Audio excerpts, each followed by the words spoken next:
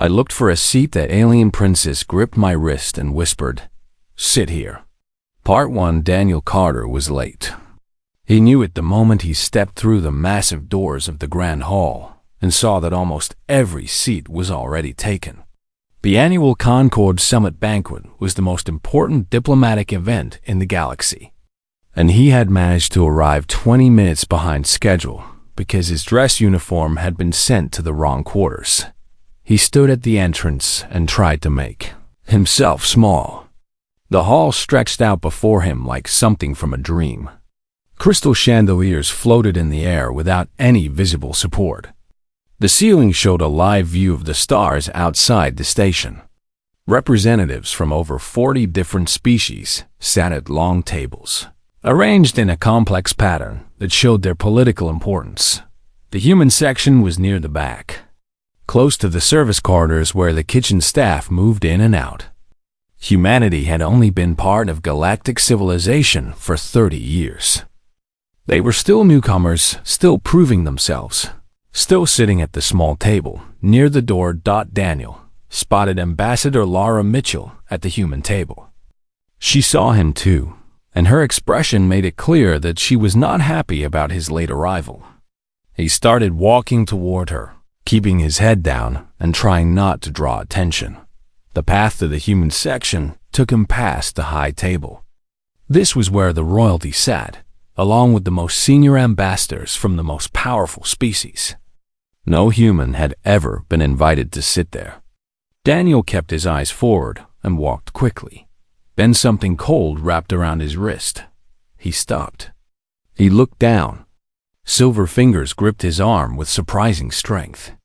The skin was smooth like polished metal, and he could feel a faint pulse of warmth beneath the surface. Daniel looked up and found himself staring into a pair of violet eyes that seemed to glow from within.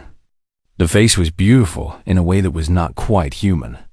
High cheekbones, a small nose, lips that were slightly darker than the silver skin. Long white hair fell past her shoulders like water.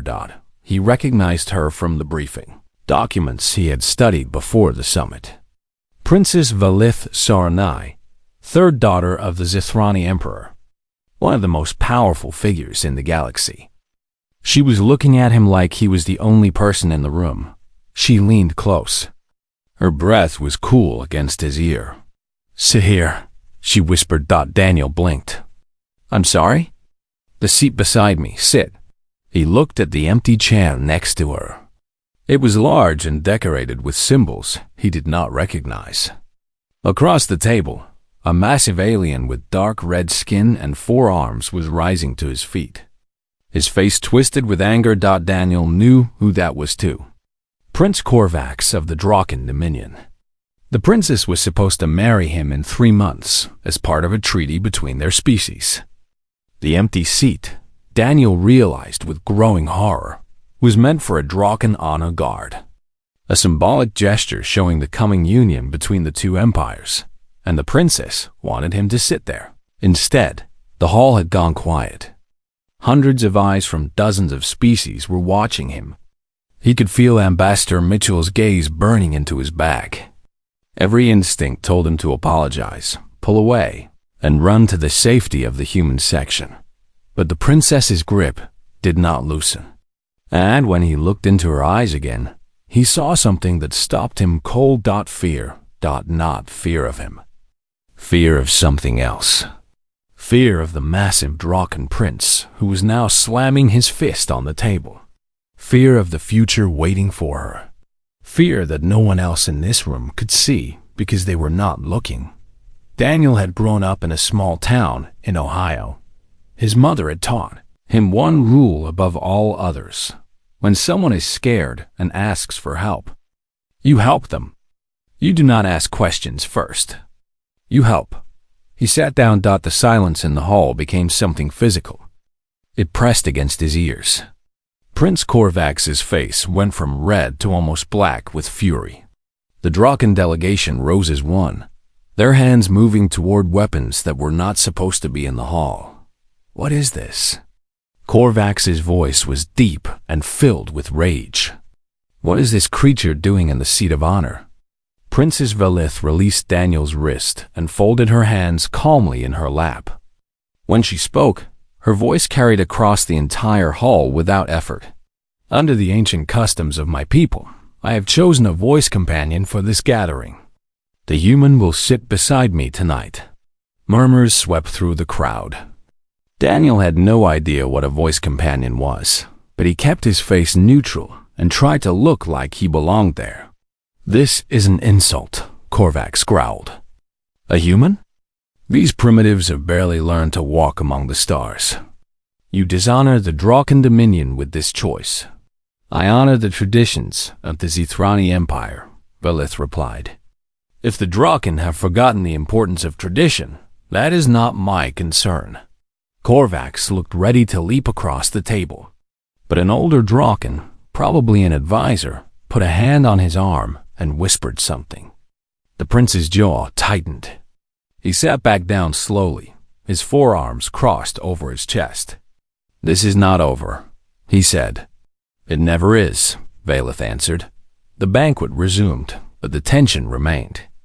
Daniel sat perfectly still, aware that he had just stepped into the middle of something far bigger than himself.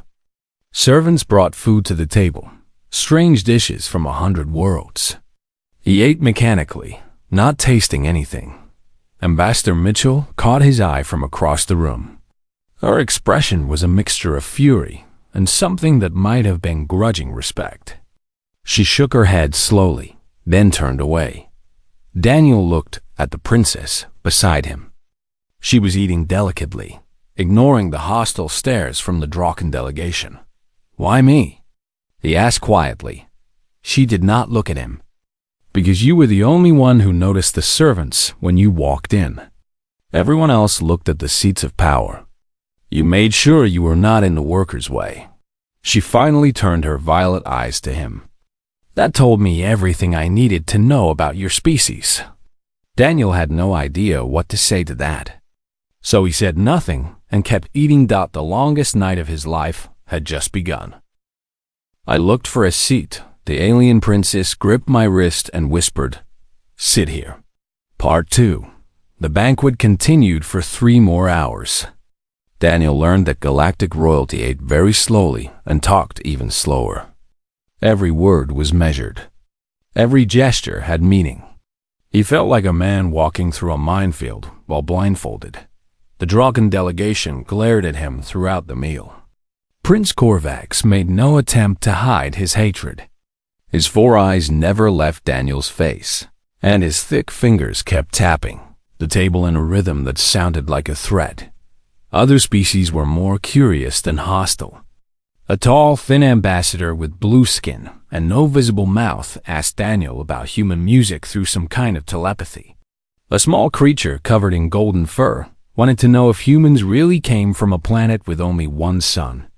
Daniel answered as best he could, aware that every word would be remembered and analyzed. When the banquet finally ended, Daniel tried to slip away quietly. He made it halfway to the exit before a cold hand touched his shoulder. "Walk with me." Princess Vala said it was not a request. They left the grand hall, through a side door, and entered a corridor that was empty and dimly lit. The princess moved quickly, her long dress flowing behind her like liquid silver. Daniel had to walk fast to keep up. "You handled yourself well," she said, without looking at him. Most humans would have panicked. "Most humans have not been trained in diplomatic protocol," Daniel replied. "I work for Earth's diplomatic corps." "I know. I read your file before the banquet." Daniel stopped walking. "You planned this?" Velith stopped too. She turned to face him, and in the low light, her violet eyes seemed to burn.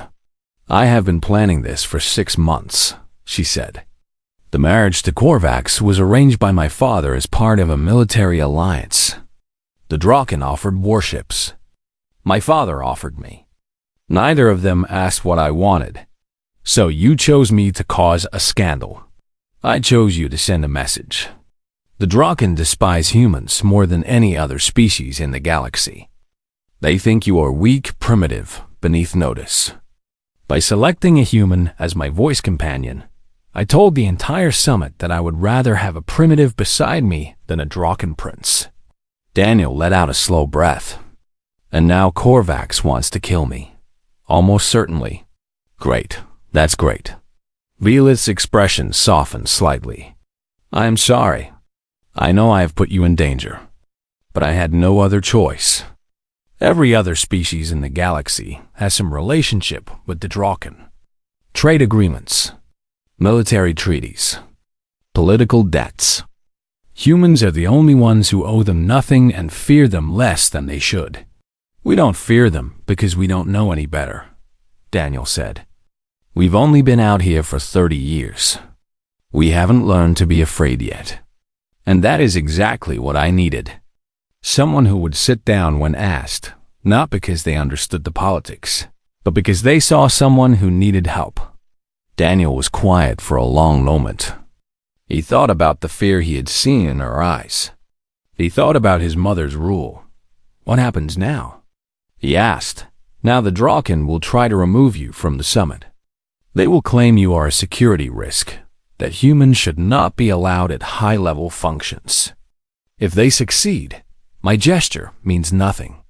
The galaxy will see that humans can be pushed aside whenever a stronger species demands it. And if they don't succeed, then the galaxy sees something else. They see that humans stand their ground, that we chose each other freely and no empire could separate us. Daniel noticed she said we and us, like they were partners now. Like her choice had bound them together in some way he did not fully understand. I need to talk to my ambassador, he said. Of course. But Daniel. She used his first name, and it sounded strange in her accent. Whatever you decide, know that I am grateful. You did not have to sit down. You could have walked away. Many would have. Why did you think I wouldn't? Velith smiled. It was small and sad and beautiful. Because I have been watching humans since you first arrived in the galaxy. Your species does something that confuses everyone else. You help strangers. Not for profit. Not for power. You simply help because someone needs it. The galaxy has forgotten that such behavior exists. We gave it up a long time ago. She reached out and touched his hand briefly. Her fingers were still cold, but the gesture was warm. Go talk to your ambassador. I will see you tomorrow at the summit. She turned and walked away, disappearing into the shadows of the corridor. Daniel stood alone, his mind racing. He found Ambassador Mitchell waiting for him in the human section of the station. Her arms were crossed, and her face was like stone. Sit down, she said. Daniel sat. Do you have any idea what you just did? I think I'm starting to understand. Mitchell leaned forward. You just put yourself in the middle of a power struggle between two of the oldest empires in the galaxy. The Draken are going to come for you. They cannot let this insult stand. If they kill you, humanity looks weak. If we hide you, humanity looks cowardly. There is no good option here. There's one option, Daniel said quietly. I don't hide. I don't run. I keep standing beside her. Mitchell stared at him for a long time. Then, slowly, she nodded. You might just get us all killed, she said. But you might also change everything. Let's find out which. Daniel did not sleep that night. He sat by his window and watched the stars spin slowly past the station. Somewhere out there, the Draken were planning. And Daniel Carter, a cultural attach from Ohio, was their target. He should have been terrified. Instead, he felt strangely calm. His mother had always said that doing the right thing was rarely the easy thing. She never mentioned it might also be the deadly thing, but she probably would have told him to do it anyway. I looked for a seat. The alien princess gripped my wrist and whispered, Sit here. Part 3. The next 3 days were the strangest of Daniel's life. He attended every summit function at Princess Velith's side. They walked into conference rooms together. They sat beside each other at diplomatic dinners. They stood together during formal ceremonies while the galaxy watched and whispered. The Draken filed 7 formal complaints. They demanded Daniel's removal. They claimed he was a spy, a terrorist, a threat to station security. Prince Korvax gave 3 separate speeches about the insult to Draken honor. None of it worked. The station council reviewed the complaints and found no evidence of wrongdoing. Being chosen as a voice companion was not a crime. During the quiet moments between events, Valeth taught Daniel about galactic politics. She explained the old alliances and older hatreds. She showed him how to read the subtle gestures that different species used to show respect or contempt. She warned him which ambassadors were friendly to humans and which ones would happily see Earth burn. In return, Daniel told her about humanity. Not the official version from the diplomatic briefings, but the real version. He told her about Earth's history, about the wars and the plagues and the near-extinction events. He told her how humans had fought each other for thousands of years before finally learning to work together. He told her about his hometown in Ohio, about Friday night football games and summer cookouts and neighbors who helped each other without being asked. Valeth listened to everything with intense focus. She asked questions that surprised him with their depth. She wanted to understand not just what humans did, but why they did it. Your species nearly destroyed itself many times, she said one evening as they walked through the station's observation deck. Nuclear weapons, climate change, biological warfare. By all logic, you should be extinct. We probably should be, Daniel agreed. But we're stubborn. It's more than stubbornness. My people achieved spaceflight when yous were still hunting with spears. We had 1,000 generations to become what we are now. You had barely 200 years between your first powered flight and joining the galactic community. That should be impossible. Maybe we just don't know what's impossible. Valeth stopped walking and looked at him. The stars filled the window behind her, making her silver skin glow. The galaxy is afraid of humans, she said quietly. Not because you are strong, because you are unpredictable. You do not follow the patterns that every other species follows. You take risks that make no sense. You sacrifice yourselves for strangers. You forgive enemies who tried to destroy you.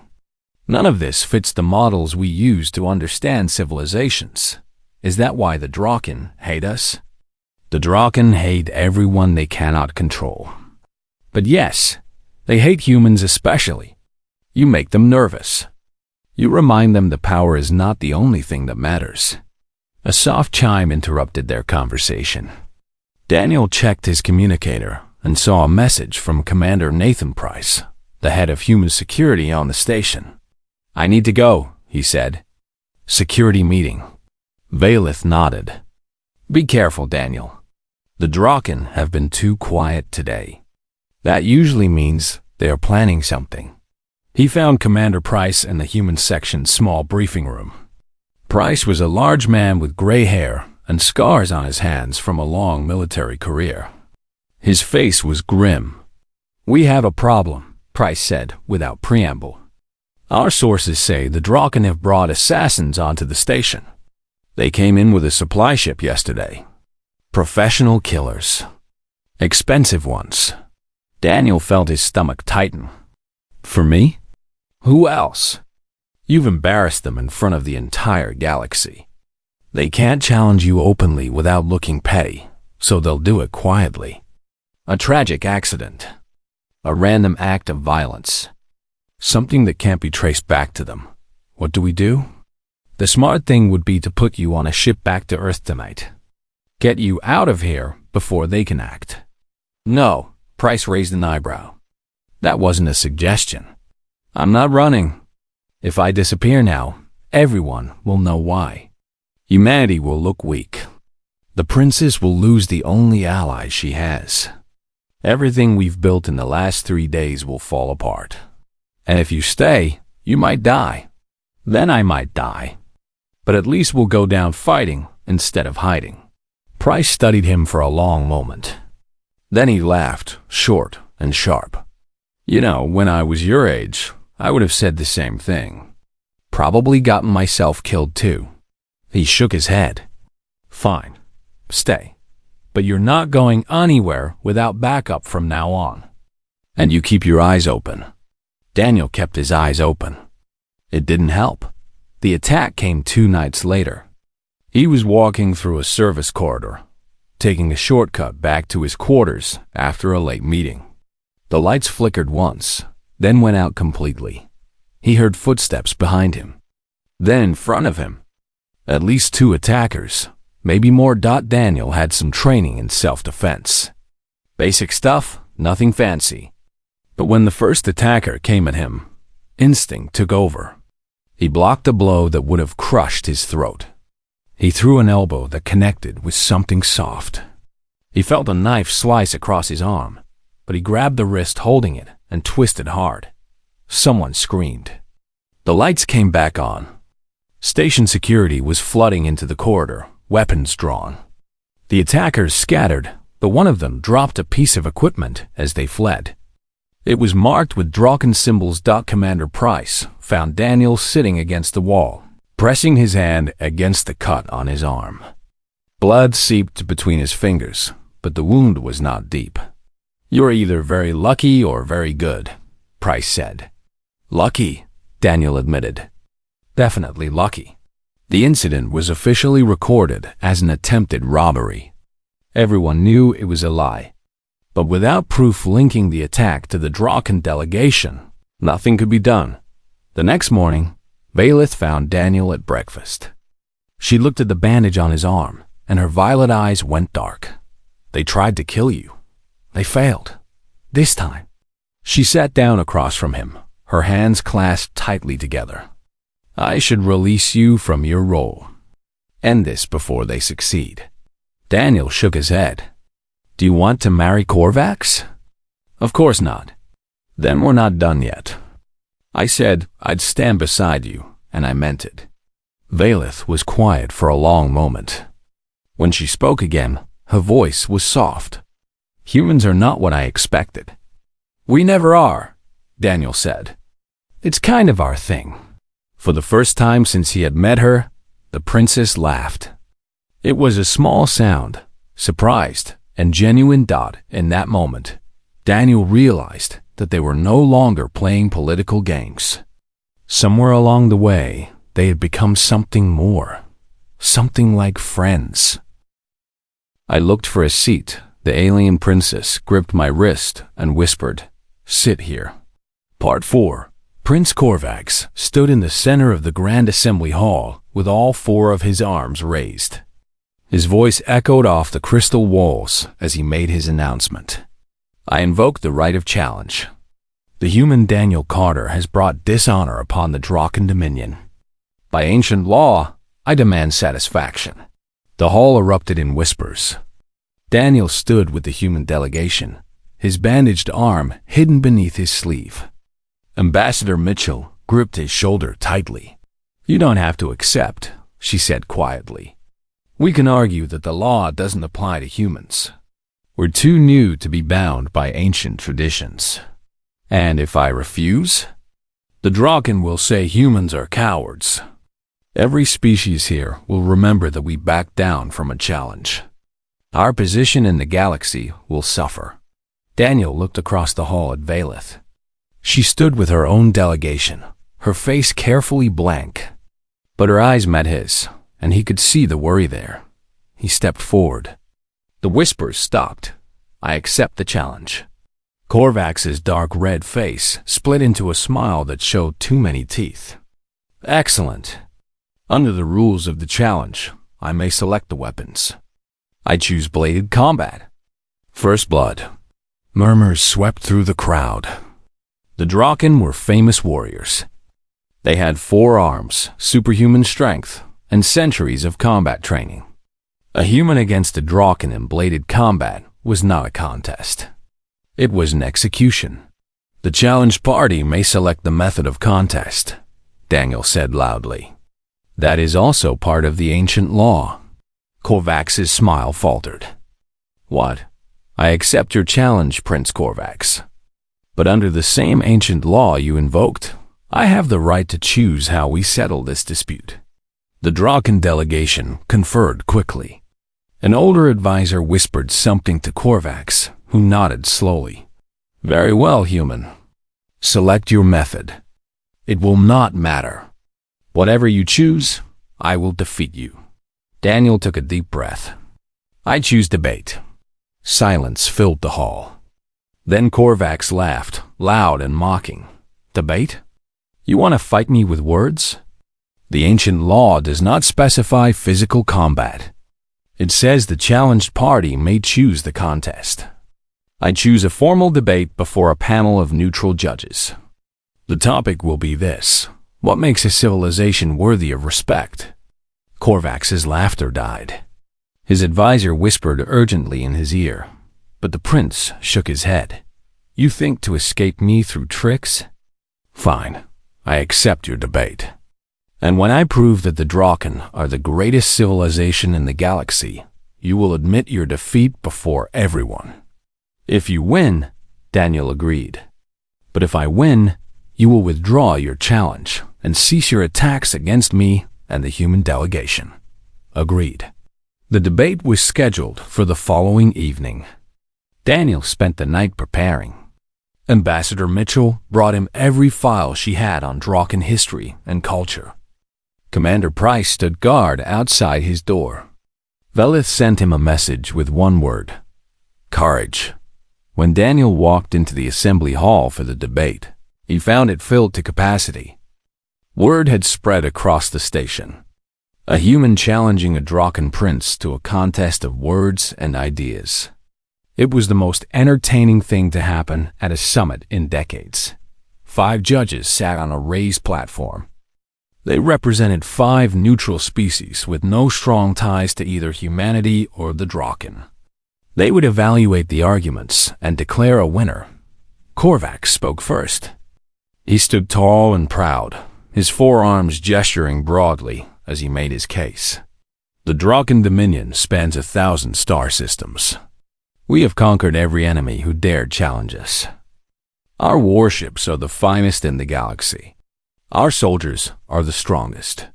Our technology is unmatched. We built our empire through power, and power is the only true measure of worth. The strong rule.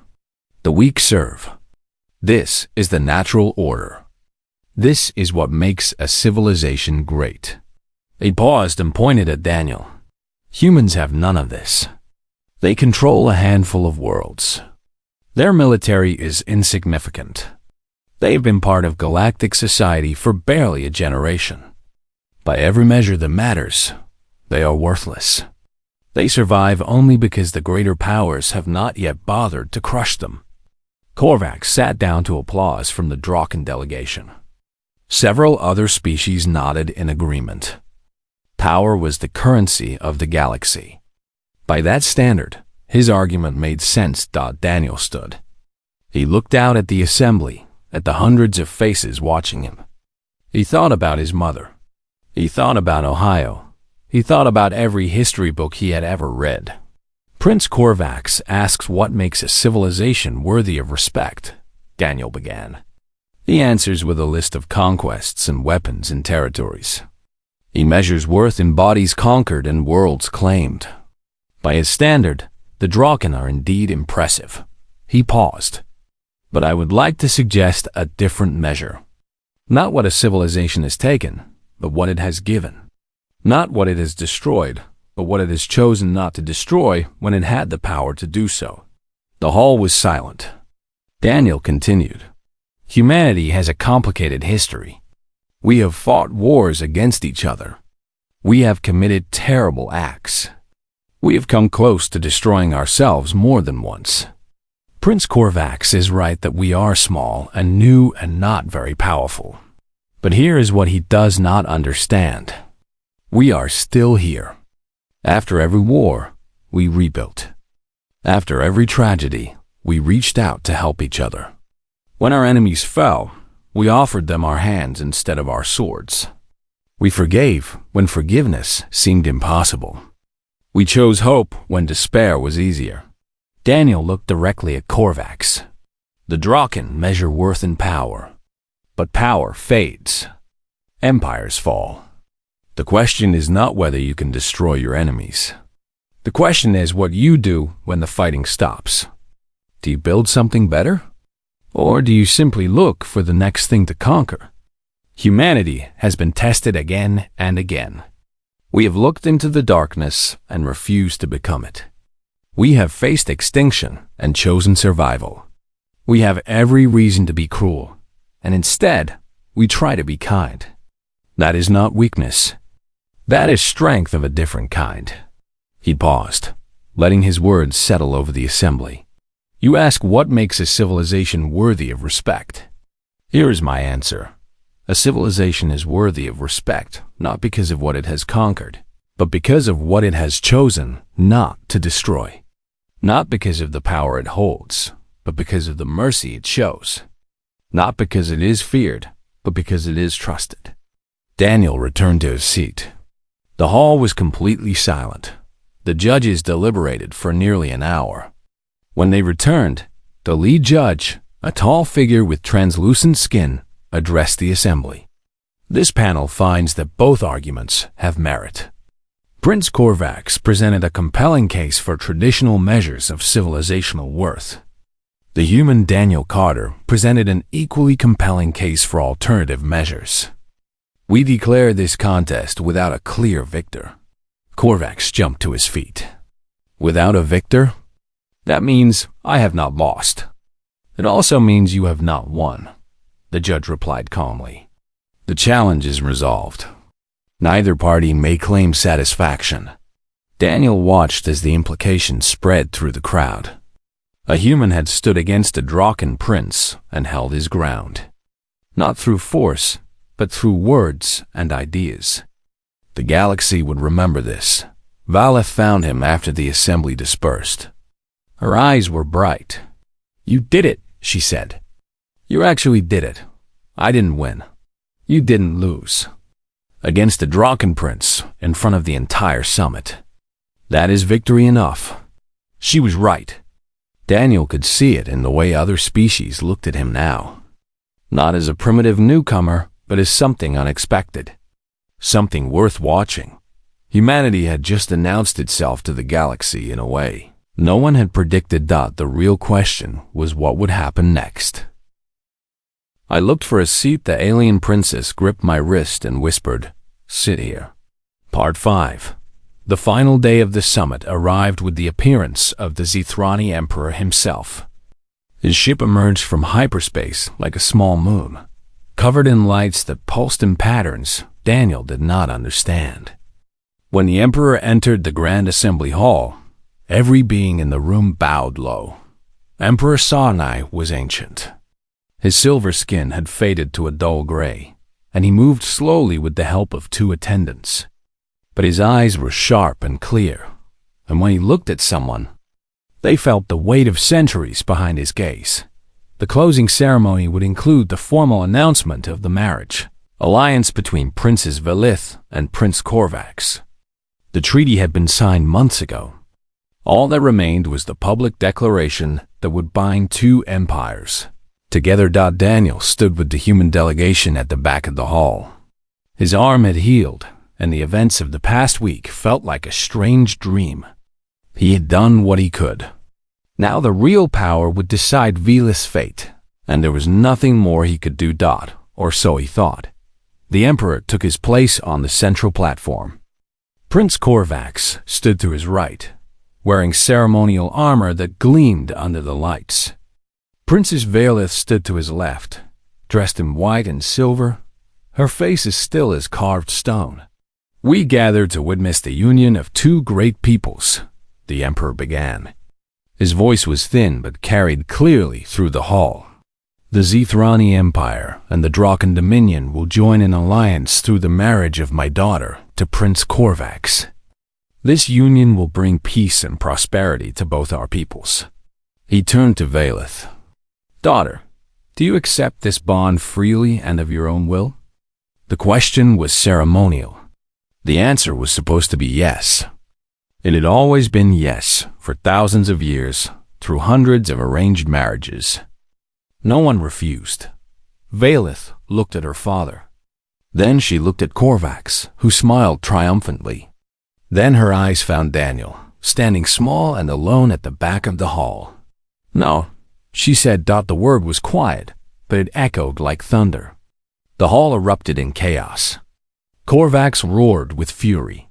The Draken delegation surged forward, shouting threats. The Emperor raised one trembling hand, and silence fell instantly. "Explain yourself," he said to his daughter.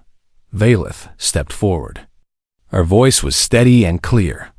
"I invoke my right as a daughter of the imperial bloodline to choose my own path. This right is older than any treaty. It was given to us by our ancestors, and it cannot be taken away by any agreement made without my consent." "You would shame our family before the galaxy?" the Emperor asked. "I would honor our family by refusing to be sold like property." Velith's chin lifted. "Father, I have served the Empire faithfully my entire life. I have done everything asked of me. But this I will not do. I will not give myself to the Draken because it is convenient for politics." Korvax stepped forward, his four hands clenched into fists. "This is the human's doing. He has poisoned her mind against us." "The human taught me nothing I did not already know," Valith replied. "He simply reminded me that worth is not measured in power, but in choices. And I choose to be more than a treaty clause." The Emperor was silent for a long moment. His ancient eyes moved across the hall, taking in the shocked faces, the angry Draken, the watching ambassadors from dozens of species. Then his gaze found Daniel. "You," the Emperor said. "Human, come forward." Daniel walked through the crowd. His heart pounded in his chest, but he kept his steps steady. He stopped before the platform and bowed low. "My daughter speaks of you often," the Emperor said. "She says you helped her when no one else would. She says you faced assassins and challenges without flinching. She says you represent something rare in the galaxy." "I only did what anyone should do," Daniel said. "She was afraid and needed help. Everything else came after. And if helping her meant your death, then I would have died helping someone who needed it. There are worse ways to go." The Emperor studied him for a long time. The hall was completely silent. Even Korvax had stopped his raging and stood watching. Finally, the Emperor nodded slowly. "I have lived for 400 years, he said. "I have seen empires rise and fall. I have watched species destroy themselves and others build wonders that touch the stars. In all that time, I have learned one truth. The galaxy does not remember the powerful. It remembers the worthy." He turned to the assembly. "The marriage alliance is dissolved. My daughter has invoked her ancient right, and I will honor it. The Draken are free to leave in peace." Korvax exploded. "You cannot do this. We had an agreement. The Draken Dominion will not forget this insult." "Then do not forget it," the Emperor said calmly. "But know this, if you threaten my daughter or her friend again, you will learn why the Zithrani Empire has survived for 10,000 years. We are old, Prince Korvax. We are patient. And we have a very long memory." The Draken stormed out of the hall, their threats hanging in the air behind them. The remaining delegates burst into conversation. The political landscape of the galaxy had just shifted, and everyone knew it. Valith found Daniel in the chaos. Her eyes were bright with tears she would not let fall. "Thank you," she said. "You did it yourself." "I just sat in a chair." She laughed, that same surprise sound he had heard before. "You did much more than that. You showed me what courage looks like when you have no power and no weapons and no hope." You sat down anyway. Before Daniel could respond, the Emperor approached them. His attendants had stepped back, giving him space to speak privately. Human, he said. I would know your name. Daniel Carter, Your Majesty. Daniel Carter. The Emperor tested the words. My daughter tells me that you risked everything for a stranger. Why? Daniel thought about it. Where I come from, we have a saying. Do unto others as you would have them do unto you. It means you treat people the way you want to be treated. If I were afraid and alone, I would want someone to help me. So when I saw your daughter needed help, I helped. Even knowing it might kill you? Especially then. Anyone can be brave when it's safe. The test is what you do when it's dangerous. The Emperor was silent for a moment. Then he reached out and placed one ancient hand on Daniel's shoulder. The galaxy has underestimated your kind, Daniel Carter. I suspect it will not make that mistake again. The summit ended the next morning. As Daniel prepared to return to Earth with the human delegation, Ambassador Mitchell found him. You've caused quite a stir, she said. We've received 15 new trade inquiries, 8 alliance proposals, and 3 requests for cultural exchanges. All in the last 12 hours. Is that good? It's unprecedented. Humanity just went from those new primitives to worth taking seriously overnight. And it's because of you. Daniel shook his head. It's because of all of us. I just happened to be in the right place. Before he boarded the ship, Valith came to say goodbye. She pressed her forehead against his in the Zithrani gesture of deepest respect. The seat beside me will always be yours, Daniel Carter, she whispered. Should you ever need it. And if you ever need help, you know where to find me. She smiled. In a small town in Ohio? Best place in the galaxy. As the human ship pulled away from the station, Daniel looked back at the massive structure hanging in space. Somewhere inside, a princess was beginning a new chapter of her life.